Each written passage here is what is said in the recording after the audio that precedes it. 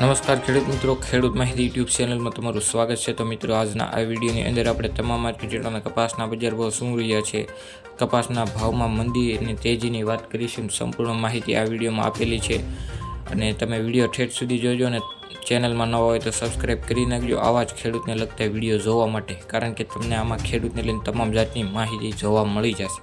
તો મિત્રો, ચાલો જોઈ લઈએ તમામ માર્કેટ યાર્ડના કપાસના બજાર ભાવમાં શું હલચલ છે અને ભાવમાં કેટલી મંદી તેજી આવી છે, ચાલો બધું જાણી લઈએ।